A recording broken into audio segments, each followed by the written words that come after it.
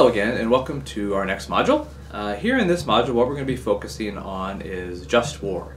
That is looking at how Catholic social teaching and how natural law and the roots and the understanding of the human person in Scripture shape the Church's understanding of the proper use of force to deal with injustice. And in particular, of course, we talk about just war theory. We're really focusing on the use of force between states, between nations, or things like that.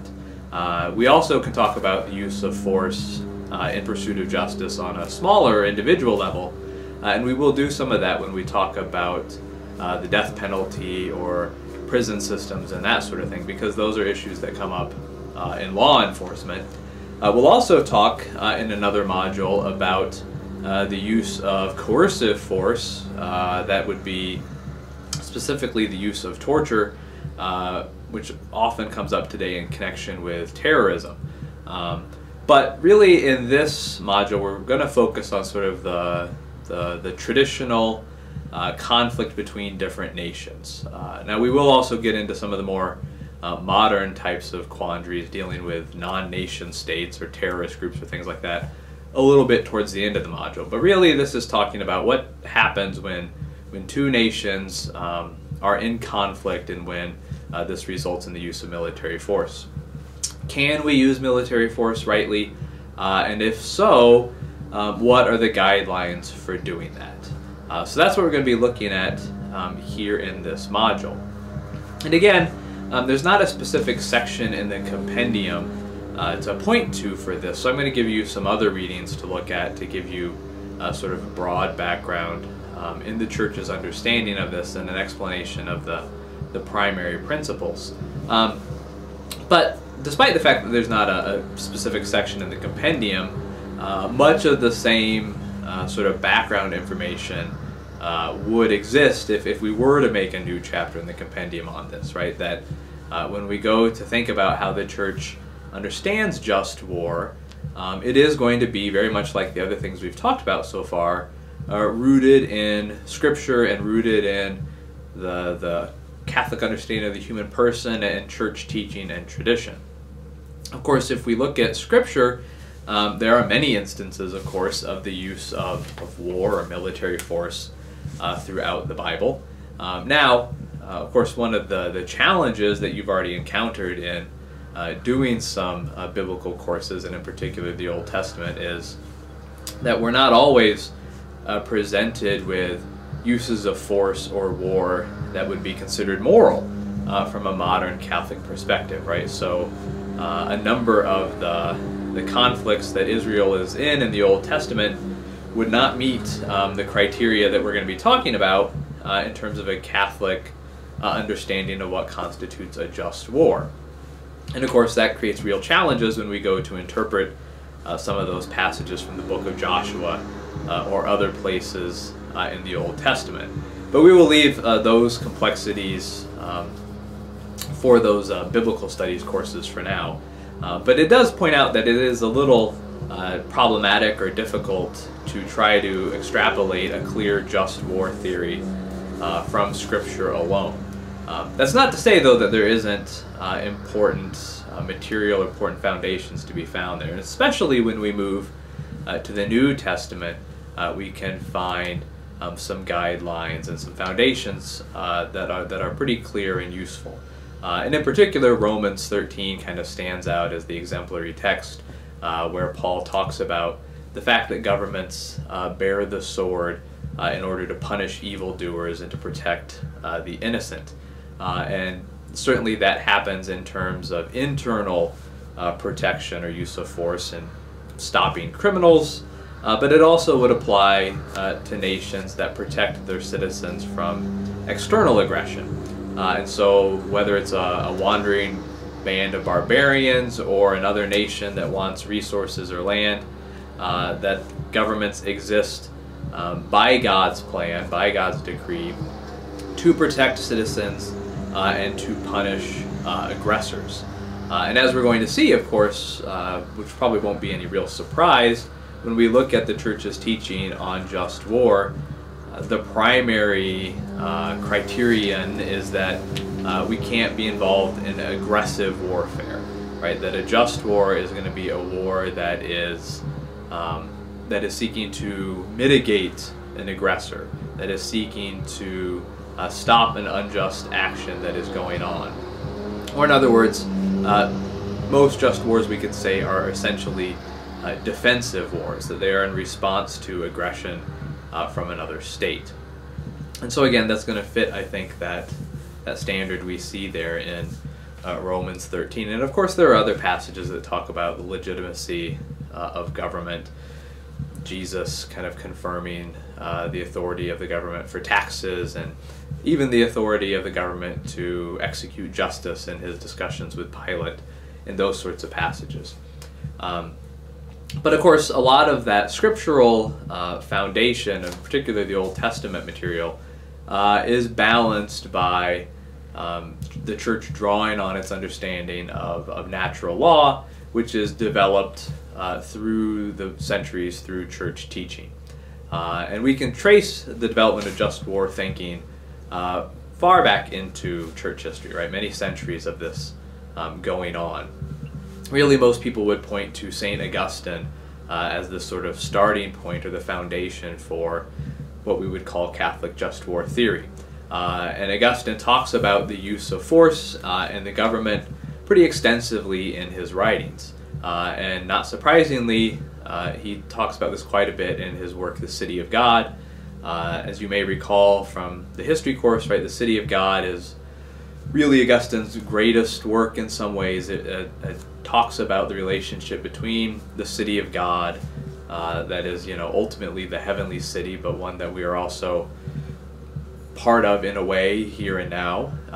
But we are also members of the city of man, that we exist in this world and in the current state that we inhabit. And so Augustine talks about in that book how these two cities ought to relate. And not surprisingly, in the course of doing that, he talks about how the city of man, how a government or state ought to use military force in defense of justice. And Augustine bases this all in a concept that is really important in the development of just war theory. Right? He talks about the tranquillitas ordinis, that is an ordered peace or a peaceful order. You can talk about it either way. But for Augustine, that is really the basis for just war theory. So he means by that, right, that when a state is using force, the goal ought always to be to attain that ordered peace. That we ought to be striving for that in any use of force. And we only use force when it is aiming to bring about this ordered peace. And once that peace has been attained, then we stop using force. And again, we could spend a lot of time talking about this, and if this is something you're interested in, there's lots of material out there in the scholarship to look at. But of course, just looking at the term itself, peace is obviously a good thing, right? Peace is the goal of the use of force. We ought not to be seeking war. War is simply a means to return us to a state of peace when there's been some aggression that has happened. But please, it's important to also note that it's not just any peace that we are aiming for, right? This is why we need an ordered peace. That is a proper peace or a just peace, right? So there are certainly situations, we can all probably give countless examples, where there's peace, where there aren't people actively fighting, but it is far from ordered, right? It is far from just. And so it's not just peace at any cost that Augustine is advocating, or any sort of peace. It's supposed to be a just or ordered peace that we're aiming for. And for those critics of his, right, who Augustine had critics of this idea in his own day, who thought that Christians ought not to support the use of force in any circumstance, Augustine responded by using the example of the family. He has a fairly extensive treatment of this, discussion of this in the City of God. And he compares the state in many ways to the head of a family, the paterfamilias, right? And in Augustine's time, it was taken as obvious and taken for granted that the head of the family had an obligation, a responsibility to defend the family, but also to shape the character of the family.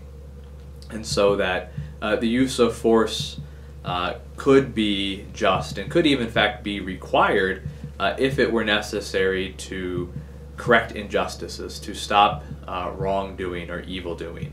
And if a head of a family were to not use force in those situations, if they were not to exercise discipline and prevent evil acts from going on, they would be seen as immoral themselves, right? That would be an evil delinquency of duty in failing to defend the family and in failing to prevent people from doing moral harm to themselves, right? So this is a flip side to this idea of the ordered peace or just war, is that it's not only aimed at the good of the victim, right? It's not only aimed at preventing the damage done when an unjust attack is unleashed on someone, right? It is also aimed at preventing the continued evil, the continued devolution of the aggressor, that we use force to stop them for their own benefit as well.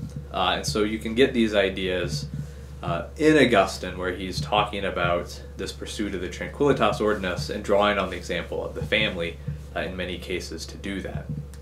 Now, to be fair, that's really kind of how Augustine deals with this, and he doesn't develop a great deal of detail in connection with the idea of just war theory. That what we think of when we think of just war theory with a list of criteria, that is something that comes later in the tradition and really comes into a form that we would fully recognize today, not surprisingly, in the Middle Ages in scholasticism, where they take this foundation in Augustine, they combine it with Roman law, with codes of canon law, and they come up with these criteria for just war that we're going to be talking about here in a few minutes. And really, just war theory, as we are going to talk about it here, has existed more or less from the Middle Ages into our own time. So now that we have some sense of kind of where all of this is coming from, let's turn and look specifically at the different principles that make up just war theory. Now, as with Catholic social teaching, when we go to look at the principles of just war theory, there is no necessarily definitive list of these criteria that everybody is going to refer to. There are numerous ways of defining and breaking out these different criteria. Some are longer, some are shorter. But the list I'm going to give you here is a fairly standard account of the criteria of just war theory.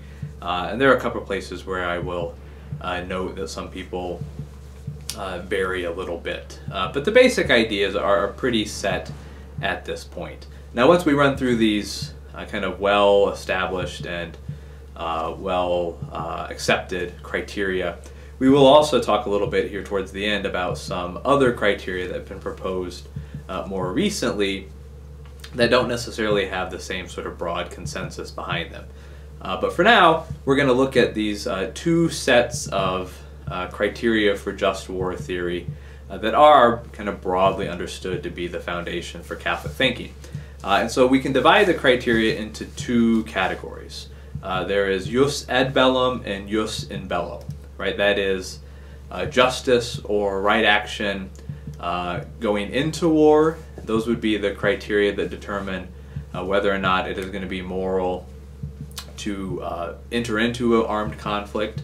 And then there's jus in bello, that is justice in warfare, right? So these are going to be criteria for determining whether or not particular action or particular choice in the context of war is going to be just or not, right? And one thing to make very clear here at this point, before we even get into the details of the criteria, is to recognize these two parts to the issue.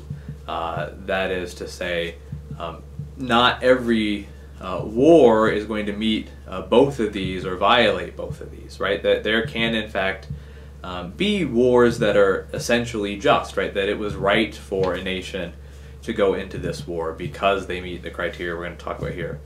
That doesn't necessarily mean that every action performed in that war is going to be just, right? That there are going to be situations where even the good guys, so to speak, in a war can be guilty of violating just war teaching by pursuing actions that are immoral, even though they have a good overall goal.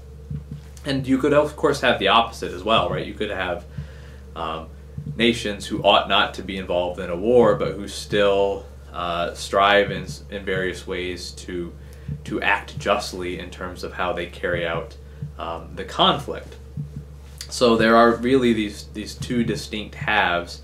Now, of course, ideally you're going to have both of them, but of course, in reality, in the messy conflicts of real life, we often end up with a violation or one of the other, even if a nation is acting well in some regards. Okay, so we can talk more about that when we get to spelling out the specifics of these principles. So let's go ahead and do that now and turn to look at these principles, beginning with the criteria for rightly entering into warfare, the jus ad bellum criteria. So starting off with these criteria for entering into a war rightly, the first one is probably the most obvious in many ways. Right? For a war to be just, you have to have a just cause. And again, this hopefully is not too much of a surprise for anybody, but let's spell out just at least a little bit about what this means, right? What constitutes a just cause? Well, as we've said, right, this is going to rule out any sort of aggressive war, right? So if another nation has resources or land or people that another nation is seeking to acquire or take from them, that would obviously not meet a just cause, right? That we can't use military force in order to harm another nation or harm another group of individuals. So that's certainly not going to work.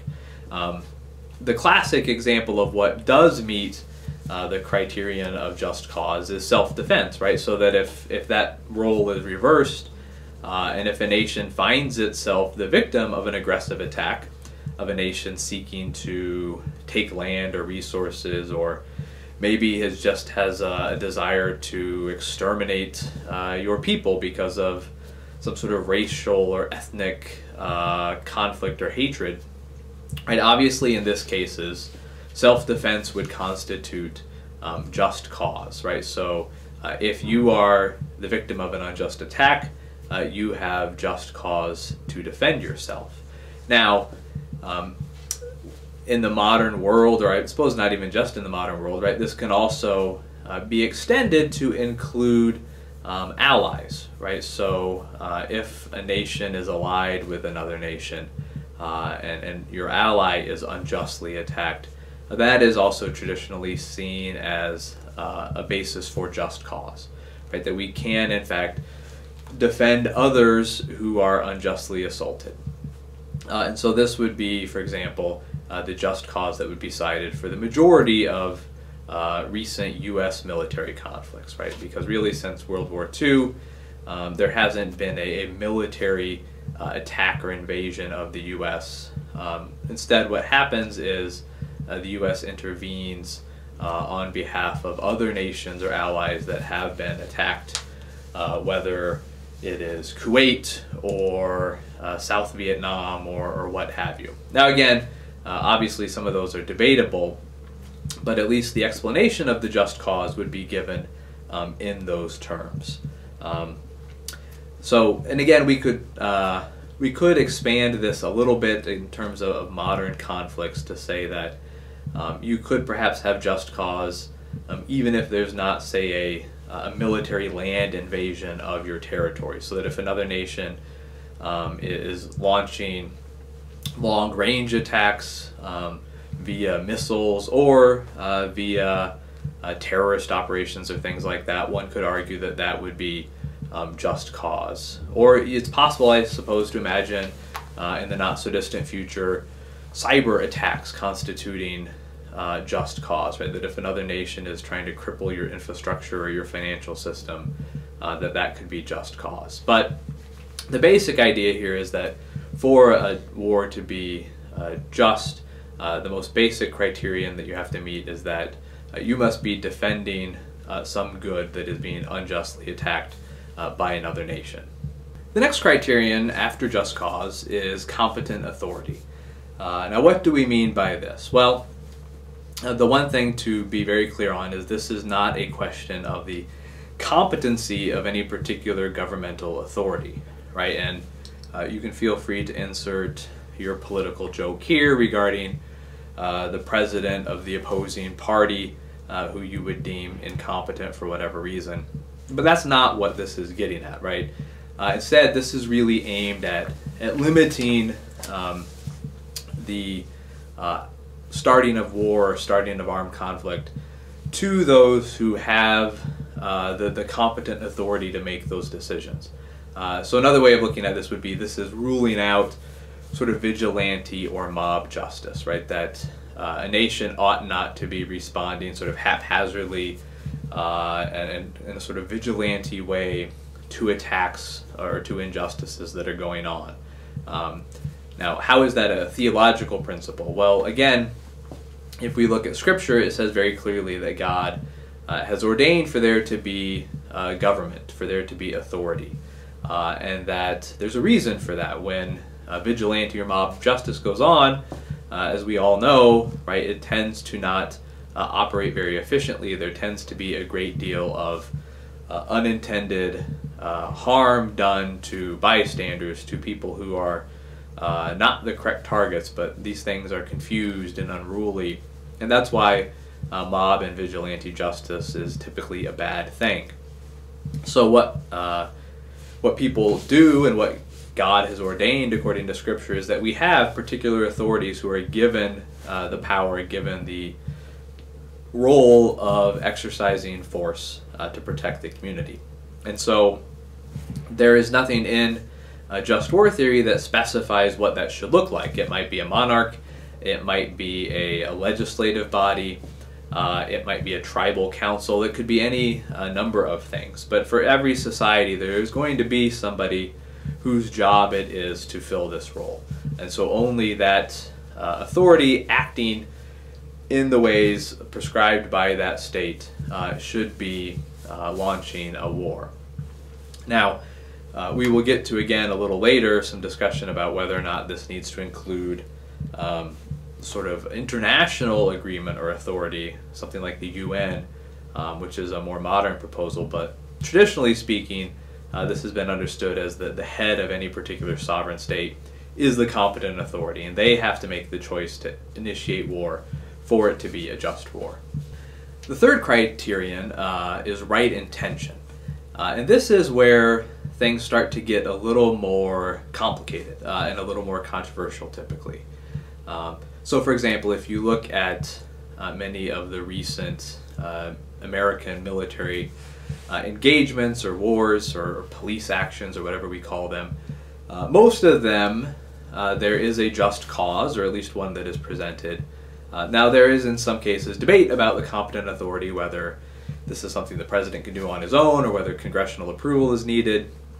But in most of these cases, that's sort of fighting about political details and not so much pertinent to the just war criteria, that we do in fact have a duly constituted governmental authority launching these things. But when we get to this third criterion of right intention, this is where things get more heated. And in a lot of ways, this is a reflection of the principle of double effect, which we've talked about many times. And in particular, that your intention has to be for the good effect when you are using the principle of double effect to approve of an action that has this bad consequence to it. So in terms of looking at just war right intention, this means that you can't use a just cause as an excuse or as a cover for pursuing some other intention that is in fact not just, right? And so obviously this is something that is brought up quite frequently, and there are many allegations that recent U.S. conflicts have violated this principle. So they would say, for example, that U.S. intervention in the Middle East, say in the first Gulf War, was not really aimed at the just defense of Kuwait that was attacked by Iraq. In fact, the actual intention of the United States was the acquisition of oil resources, or the imposition of political power in this oil-producing region. And again, you could go through a whole list of recent conflicts and find this debate being brought up. Now again, I think this also reflects the fact that this criterion is a little different than the others, right? That measuring intention is by its very nature going to be more difficult, more controversial than these other things that we've talked about, right? Because we can just look at a political body, a state, and say, yep, look, that's the person in this society who is given this authority of engaging in war. And it's a fairly simple thing to see, are they doing it or not? And similarly, you know, just cause, while again there are debates in the real world and complaints of cover-ups or fabricated evidence, but in some level at least we can say, look, there was an attack here, right? Look, the Japanese bombed Pearl Harbor. That's pretty much an undisputed fact. So that we have, in fact, a just cause here. With right intention, of course, it's much more difficult to try to discern from the outside what someone's intentions are. And so I suppose it's not surprising that this is one of the more controversial criterion, and this is the one that most often gets brought up in connection with modern American conflicts, at least, with the idea that we may have violated this and therefore a particular military action was unjust. And of course, I could go on with other examples or more detail, but we will save that for you all to do yourselves on the discussion board here in a little bit. All right, now the next criterion on our list is probability of success. And again, this is one maybe not so controversial, at least in an obvious sense, in a lot of recent American debates.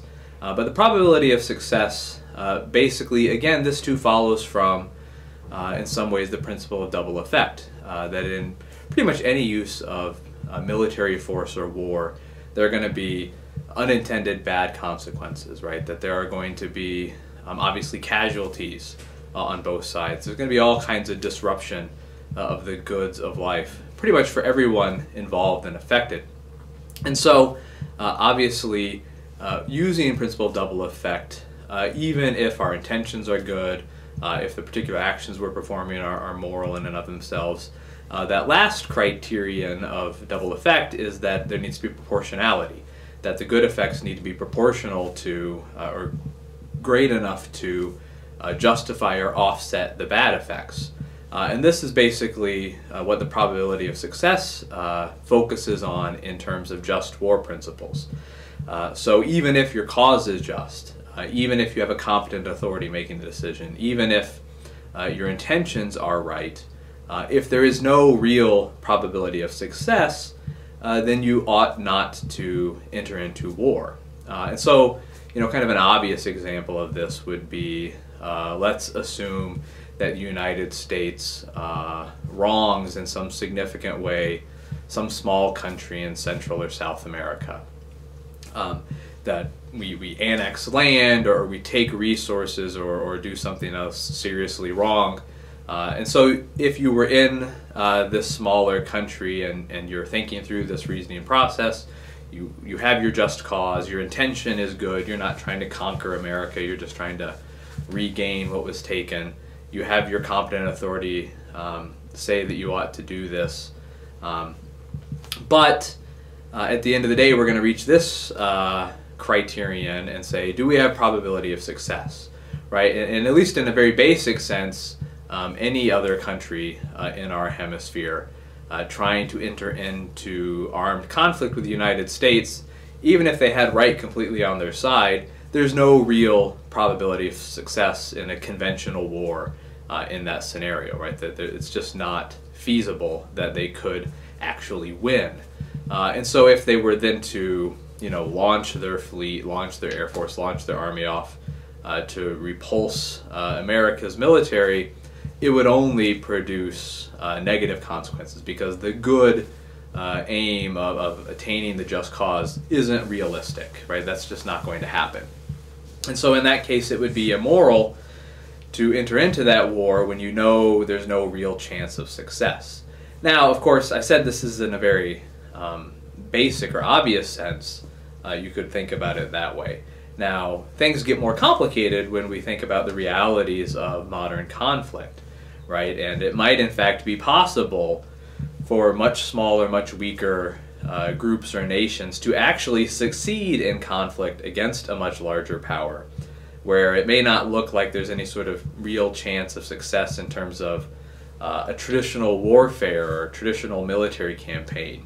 But we have seen examples, for example, Vietnam or Afghanistan with the Russian invasion there, where in fact you have much smaller nations that successfully engage with much larger militaries. That is, at least in the case of Afghanistan, right? Russia is invading, and they are actually able to succeed in repulsing that invasion, right? And on paper, at least in a sort of basic analysis, that should have never happened. So when you're thinking about probability of success in sort of a real-world scenario, you would have to take that into consideration, right? That there are ways of winning that aren't just arranging pieces on a battlefield map and figuring out how to win a decisive battlefield victory. So it would, in fact, be more complicated in reality. But the principle is still there, right? That even if that's not a real possibility, if you're not going to win a more guerrilla sort of campaign, if you're not going to be able to eventually bring political forces to bear to help your side, then you would need to conclude that we need to either endure the unjust action until we're in a position to resist, or we need to find other venues or other avenues for dealing with this problem. The next criterion in many ways kind of follows on that probability of success, right? And this is the criterion of proportionality. And so it's sort of, again, the next step in the reasoning process. We can conclude, for example, by looking at the different strategic scenarios that we have a probability of success. But then just war theory would say we need to take another step in our reasoning process and think about whether or not the good effects, the benefits, are going to be proportional to the anticipated bad effects or consequences.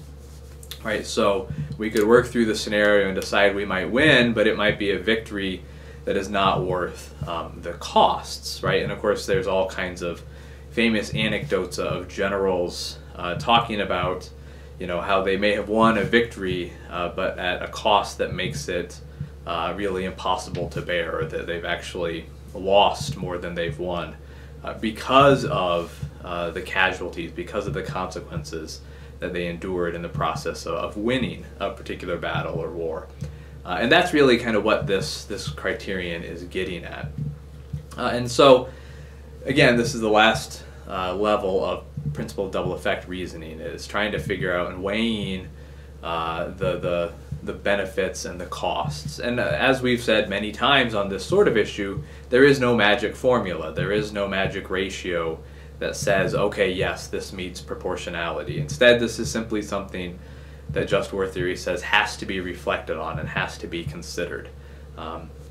So in terms of examples, the one that comes to mind, perhaps for me, is on a kind of humorous level, perhaps, is from The Princess Bride, right? When Vizzini is doing his famous monologue, and he talks about the classic blunders, right? And the first and most well-known is never get involved in a land war in Asia, and only slightly less well-known is never go in against the Sicilian when death is on the line. Now, we're not going to talk about Sicilians and death wagers here in this course, but that first one, the classic blunder of never get involved in a land war in Asia, is in some ways a reflection of this, right? That why do you never get involved in a land war in Asia? Well, you never get involved in a land war in Asia because of this issue of proportionality, right? That the land is so large, the numbers of people are so large, right? That the consequences of a land war in Asia are very great, right? That you're going to be enduring massive losses, massive casualties,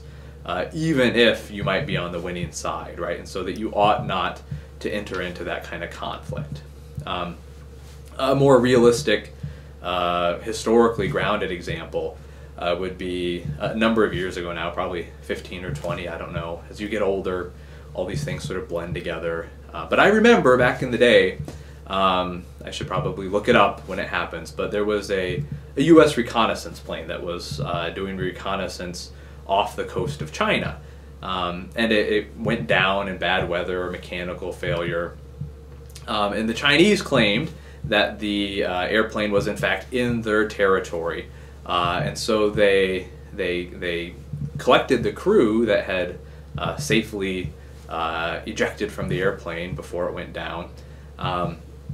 But China was holding the crew, right, because they were claiming that they had violated their national sovereignty.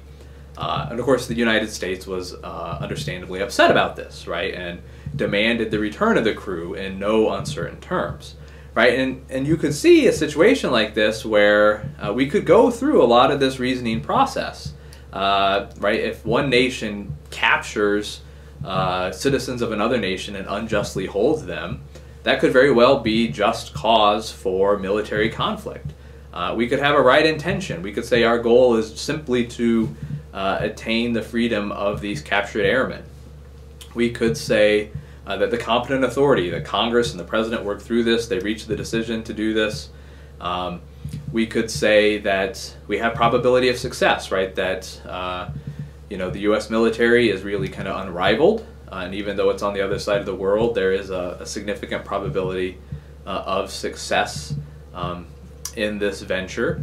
But then we get to this question of proportionality, right? And so I would say in this example, we could meet all those other criteria, but then we ask the question of, even if we might win, which we might, is the good that we are aiming proportional to the expected consequences, right? So the freedom of 5 or 10 airmen, is that a good sufficiently great to justify all-out war between the United States and China, right? And again, I'm sure there are people who have spent a lot of time calculating what might happen if the U.S. and China were really to engage in all-out war. I have to imagine that the results would be kind of spectacularly bad. I mean, it would be catastrophic, having the two largest militaries in the world in all-out war. There would undoubtedly be thousands and thousands and thousands, if not millions, of casualties that would result from this. So, would that be proportional to the good being sought? And I think you could answer in that scenario that no, right? You ought not to enter into war in that situation because the good would not be proportional to the bad outcomes that we would expect. So that would be, I think, maybe a kind of very obvious example of not meeting this. In real life, of course, there are going to be a lot of situations where that sort of calculation is much harder to determine if you're meeting it or not. But that's the basic idea. And then finally, the last criterion of jus ad bellum is that of last resort, which says we should only use military force when we have tried other non-violent means of attaining our just cause. And again, this kind of follows from principle of double effect, right? That we always ought to minimize as much as possible the unintended bad consequences, right? And understanding the nature of the way the world works, everyone is going to know that in war, even if it's very just and properly done, there are going to be lots of unintended bad consequences, right? So if there are other ways of attaining the goal that we are seeking, we ought to use those other methods. And so we should, in fact, have tried the other methods, try diplomacy, try political or economic sanctions, try all sorts of things like that before engaging in military action. And again, this is one, I'm sure there are bells ringing in your head reminding you of current events. This is one that has come up quite a bit in recent history, right, where many critics of American military intervention in recent years have argued that we haven't actually met this criterion, that we have in fact not tried all the other possible avenues for attaining a just cause before using military force. Now, it is, I think, important to note that there is an implied limit in the very existence of the principle, right? That it does clearly imply that there are limits to what you can try, right? That it doesn't mean there can always be another diplomatic negotiation, because one could always send another letter or send another ambassador. So I think it's implicit here that those things can be tried to a reasonable extent, and then we're going to determine that they have not in fact worked. Now, figuring out how many letters have to be sent, how many threats need to be issued, how many sanctions need to be tried, again, there is no magic formula. This is simply to say that you ought to have made a genuine effort and then determined that no other way of achieving the just cause is actually going to work. And so that would be the principle of last resort.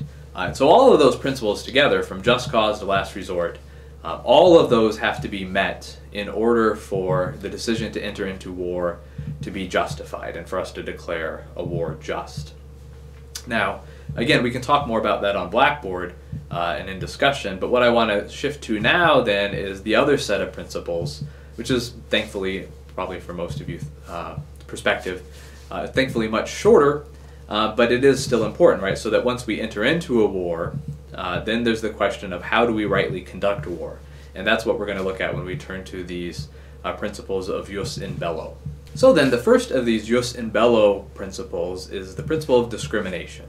And now, again, obviously in most cases discrimination is a bad thing, but in this case what we're specifically talking about here is practicing discrimination in your military actions, right? That is, in other words, you only intentionally target combatants or military objectives, right? And so this means that you are not going to intentionally target non-combatants or civilians, and you're also not going to launch indiscriminate attacks. That is, attacks that have no specific target. You're just going to attack everything of the enemies that you can reach.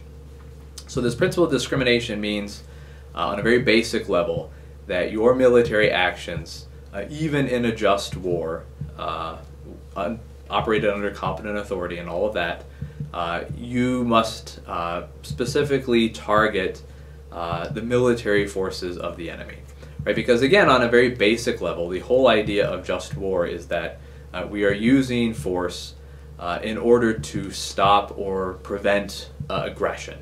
Right? We are seeking to stop and end a particular wrong, and that is our primary goal. And to do that, we need to resist specifically the aggressors, right? That is, those who are actively involved in perpetuating this wrong, right? And so in an obvious way, those are going to be the military components of the opposition, of the enemy. Now, of course, after saying that sort of very basic explanation of what the principle of discrimination is about, there are all kinds of complicated questions that are going to arise from this, right? And so, for example, it doesn't necessarily mean that we can only attack people in a military uniform of the enemy, right? So, for example, if we look at World War II, right, and maybe y'all have seen the movie The Memphis Belle, right? I think that's a nice example of this principle of discrimination. Right, so the crew makes this heroic second run on their bombing run, precisely because they are trying to live out this principle of discrimination. They don't want to just drop their bombs over the German city indiscriminately, because they know that it could in fact result in civilian casualties, right? That they really want to deliver their payload at the prescribed target. Now, the prescribed target in that scenario is not a military unit, right? It is in fact a munitions factory. They are aiming to stop the enemy's war supplies. And that would in fact meet this principle of discrimination, right? That it doesn't necessarily mean it has to be enemy soldiers or enemy ships. It can be things that are actively involved in the enemy's war effort, like a munitions factory or like a logistical station for the army. Now, Of course, there are going to be some situations where it is more complicated. Can we target the power generation plants of the enemy, right? Because in doing so, yes, we're disrupting their war efforts, but we're also cutting the power to their hospitals and to their civilian services. Can we target their food supplies and things like this? This is where there are going to be some difficult questions to resolve. But we still do need to make a genuine effort to focus any attacks on military objectives, on things that are actively involved in the perpetuation of the wrong that we are seeking to limit through war. Right, on the flip side, of course, as we've seen in history, there are many cases where people, in fact, advocate indiscriminate attacks or even attacks that specifically target civilian populations or civilian or non-combatant groups, right? And typically the argument is along the lines of, well, if we attack these civilian populations, we're going to break the enemy's spirit, or we're going to hamper their economy and their war effort. So in fact, of course, this very notably happened in World War II, right? In both Europe and in Japan, the Pacific, the Allies intentionally targeted civilian populations. In Germany, there was carpet bombing of major German cities like Dresden. In Japan, there was firebombing of Japanese cities like Tokyo. And of course, there were the bombings of Hiroshima and Nagasaki. And in all these cases, there's an intentional targeting of non-combatants, of civilian populations, with the argument that this will shorten the war by breaking the enemy's spirit and by hampering their economy and their war effort. Now again, we've seen this argument quite a bit throughout history and even recent American history. But Catholic just war teaching, just war theory, would reject this argument, right? And it rejects it very much for the most basic principles that we've talked about in terms of Catholic ethics, right? That we reject utilitarian arguments, right? The ends do not justify the means. So the fact that this will shorten the war, or that this will decrease American casualties, or even that this will decrease overall casualties, cannot be used to justify actions that are intrinsically immoral. And the intentional targeting of civilians, of the innocent in war, is immoral, right? This goes contrary to the basic belief in the intrinsic dignity and value of the person, and the corresponding belief that we can never treat a person as a means to an end, right? We can never treat a civilian worker and their death as something that we're going to use for some end, like shortening the war. Even if those stakes are very high, Catholic ethics will not permit us to intentionally harm innocent people, even if that is happening in the context of a war that is overall just. Now, this is certainly a difficult position to hold, right? And this is one of those topics where there are going to be real disagreements, even of people who accept a great deal of Catholic teaching and Catholic ethics. It can produce some very awkward conversations with friends and family at Thanksgiving dinner, for example. And we don't want to downplay the kind of radicalness of this position, right? That a traditional invasion of Japan would have produced enormous casualties on both sides. But we don't only hold our ethics when the stakes are comfortable, right? It's precisely when the stakes are particularly high that it is essential that we follow our ethical guidelines. Because it is never right to do wrong, right? We ought to never intentionally do something wrong. Because, to kind of cut to the chase, if you do immoral things to achieve your objectives, you're sort of becoming the bad guys yourself, right? And so again, we hear this in our own day in terms of responses to terrorism. Well, terrorists are being launched from this country. Let's just obliterate it. Let's bomb it back to the Stone Age. We can't do that, right? In large part precisely because what makes the terrorists bad guys is that they kill and use the deaths of innocent civilians as part of their objective, or part of reaching their objective, right? We can't turn around and do the same thing in response without reducing ourselves, reducing our moral standing. Now, an important thing to note here, though, is that this is about acts as intended, right, as all Catholic ethics are. And this does not mean that any attack or any military action that has civilian casualties as a result or as a foreseen result is therefore immoral, right? The question is whether or not we are intentionally targeting non-combatants or civilians, because there can be cases where the intended target is legitimate, is a military objective, or is directly connected to the unjust aggression that is going on. And we can foresee that there will be some unintended consequences of that, civilian casualties, and determine still that the action is moral. And that's going to bring us to the next principle of jus in bello here, that again of proportionality. And you probably can sort of guess at this point what the principle of proportionality is going to say in the context of jus in bello, right? Because it's very much going to mirror what we talked about in terms of entering into war rightly, right? So proportionality within warfare sort of is the same thing on a more focused scale, so that when we are looking at any sort of particular battle plan or course of action, what we need to do is, of course, first of all, ensure that we are not intentionally targeting non-combatants or civilians.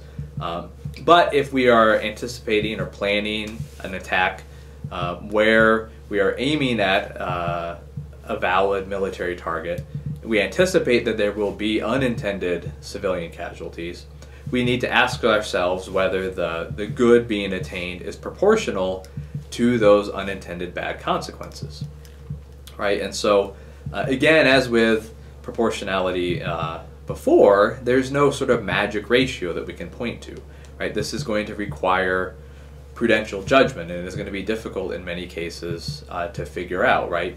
I mean, there may be a case of a chemical weapons plant where horrible forces are going to be unleashed, and we can bomb this even though we know that there are civilian janitors working in the facility, right? That would seem to be, yes, clearly proportional, right? We're preventing the horrific deaths of tens of thousands of people with the tragic but proportional consequence of a few non-combatants being killed or injured in the attack. On the other hand, right, we could have, you know, I don't know, Saddam Hussein in the middle of a stadium full of preschoolers for you know, National Iraqi Preschool Week. Should we obliterate the stadium full of tens of thousands of preschoolers? Probably not, right? That would be disproportionate to the good being sought. Now, of course, there's going to be lots of situations that fall between those extremes. So there's no magic formula, but it is something that has to be considered, right? And this takes us to what is sometimes presented as a separate criterion and is sometimes kind of folded into proportionality, which is the idea of minimum force, right? And so this simply says kind of the obvious extension of principle of double effect again, right? That what we need to do is to aim for the lowest possible ratio of bad consequences or effects to the good being sought. So that if we have a range of possible actions that we can do to achieve an objective, we ought to pick the one that produces the least amount of unintended suffering and death that we can, right? Even if the others, we could say, yes, they're proportionate. If there's another option that produces even less unintended consequences, we ought to choose that one. We ought to choose the more strategic approach. Right, and many people would argue, in fact, that this is what we see in the modern American military, right? That this move to smart weapons of all kinds of various sorts is aimed at this, right? At minimizing unintended consequences, where we can focus our attacks on a specific building, a specific person, specific room, and that is a reflection of this principle at work. Now, of course, there are critics of all those developments. We can talk about that later. But that is essentially the heart of just war thinking about how to act within a war. So as I said, it's a much shorter list, and it really focuses on that principle of discrimination, never intentionally targeting non-combatants. And if an attack is going to have non-combatant casualties, we need to make sure that those are as minimal as is possible while still working to achieve our just cause. So that basically wraps up the discussion of the key principles of just war theory, both jus ad bellum, that is going into war, and jus in bello, that is acting justly within a war. And now, as I mentioned earlier, there are a number of proposals in recent years for making some various adjustments to that, both by those who would seek to give a greater scope of the possible use of military force, and for those who would look to minimize the use of force in ways that go beyond what has traditionally been the criteria.